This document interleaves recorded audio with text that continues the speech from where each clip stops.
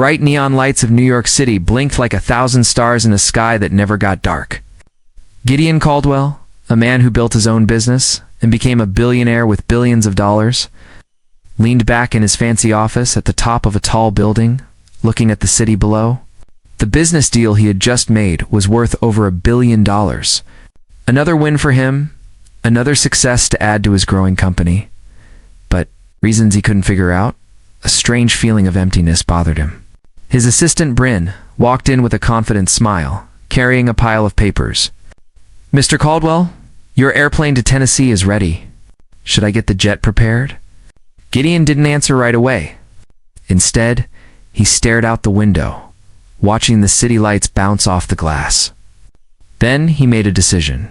"Cancel the flight," he said, his voice showing a determination he didn't usually have. "I'm staying a bit longer." Bryn raised an eyebrow, clearly surprised. "Sir, the meeting in Tennessee is very important. I'll handle it from here." "Change of plans," Gideon replied, his mind already decided on what to do next. "Call my driver." Elton arrived shortly after, and Gideon got into the black fancy car. As the car drove away from the city, Gideon's thoughts drifted to a place he had been trying to forget. The past, the town of Nashville, Tennessee, where everything started. He hadn't been back in over 10 years. The place where he was once just a boy with big dreams. A place that felt like both home and a trap. The car rolled through the familiar streets, past the places that had once been important in his young life. The library where he spent hours reading business magazines he couldn't buy. The street corner where he worked hard selling newspapers just to earn money. And then, as the car got close to the end of the street, his heart beat faster. Maggie's Diner, it looked exactly the same.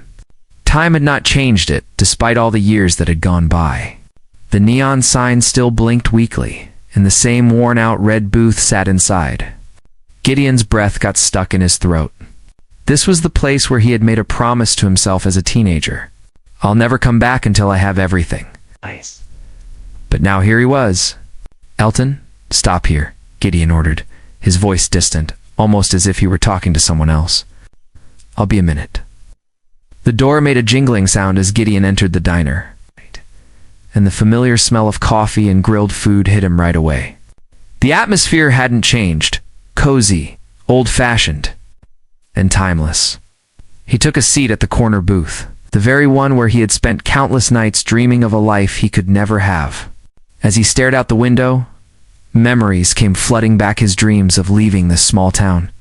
The weight of his family's struggles, the desire to prove he was meant for something more.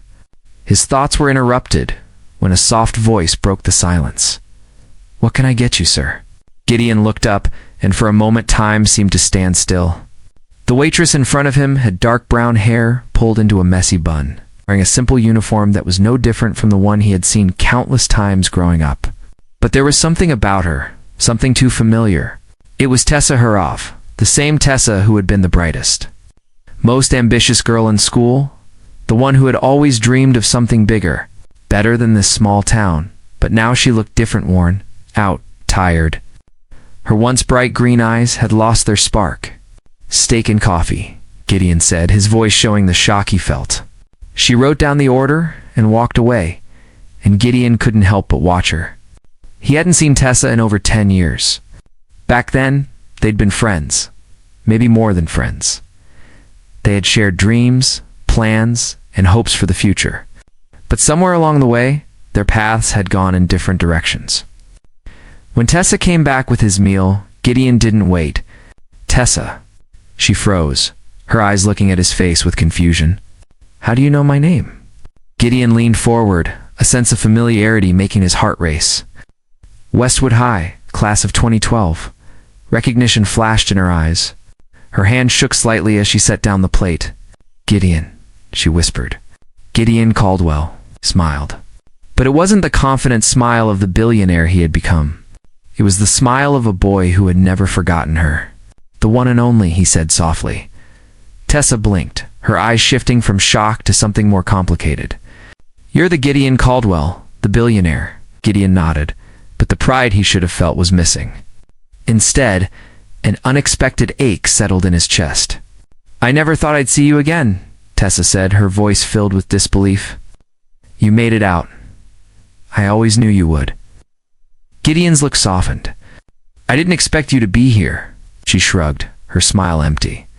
Well, some of us don't get second chances, do we?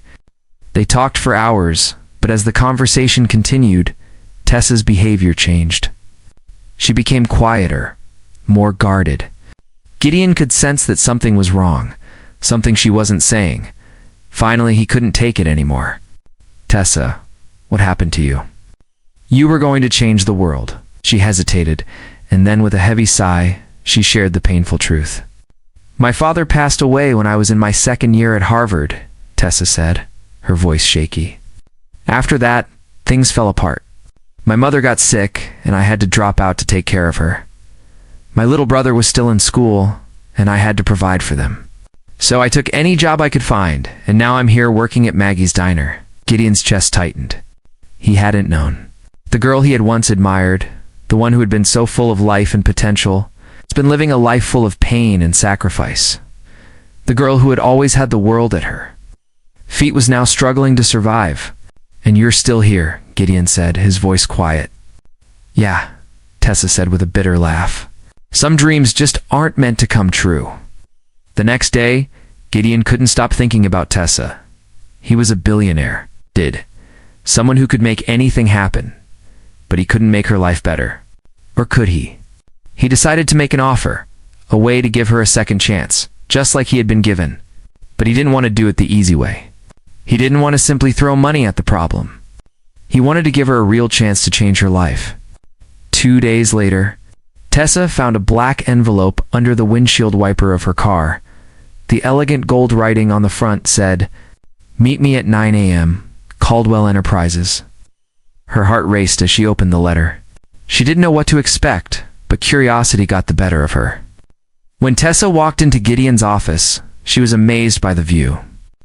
The office was sleek, modern, and filled with luxury. The last time she had been in a place like this, it had been a dream. Gideon was sitting behind a huge desk, but he stood when she entered, his look softening when he saw her. "Tessa," he said, his voice steady but kind. "I want to offer you a position at my company." Tessa's heart skipped a beat. "A job?" "Not just any job," Gideon said, sliding a contract across the desk.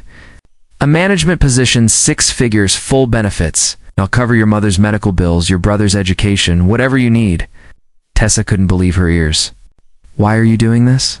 she asked, her voice breaking. Gideon looked at her, his expression serious. "Because you deserve a second chance.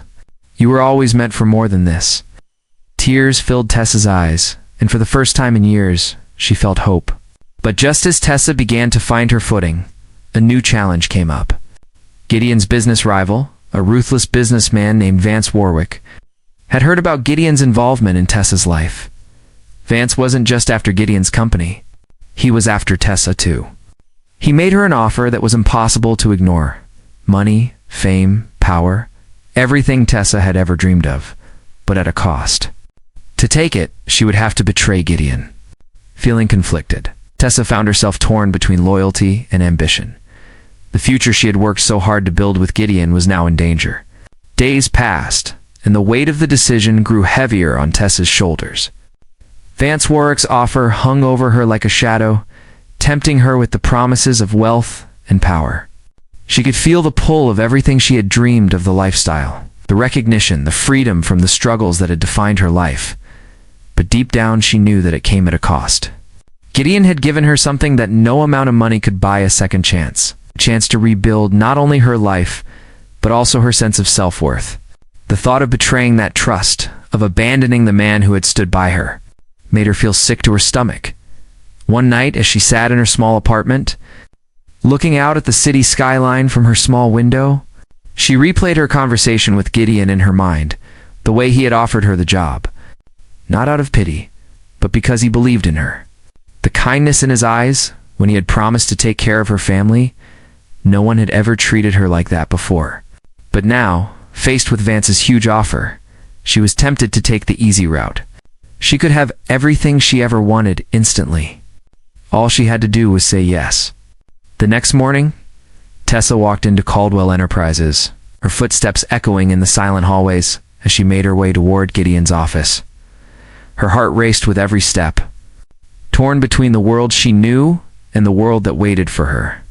She couldn't bring herself to meet Gideon's eyes, knowing the truth she was hiding.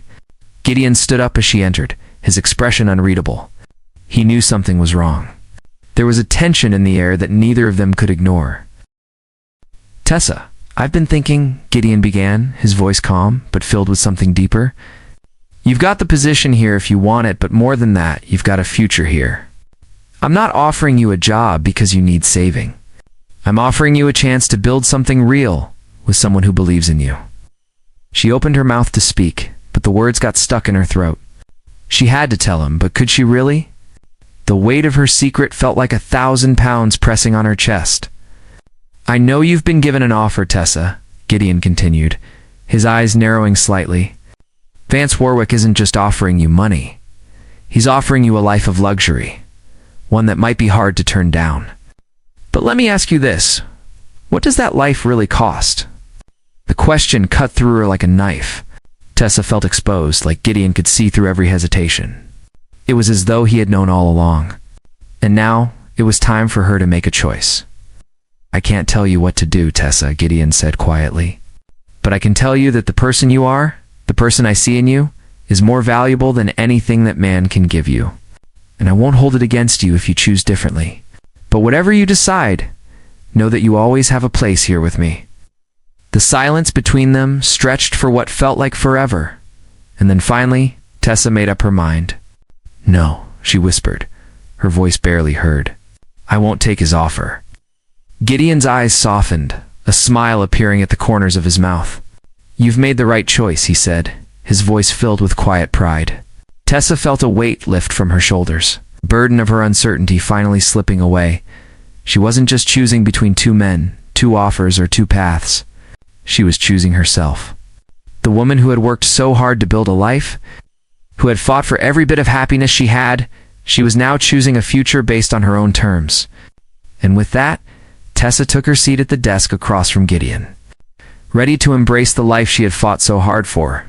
Knowing that it wasn't the easy road that would bring her fulfillment, it was the road that was true to who she was. As she looked up at Gideon, she saw something more than just a business partner. She saw a friend, a mentor, and maybe, just maybe, the beginning of something more. Together, they would face whatever challenges the future held.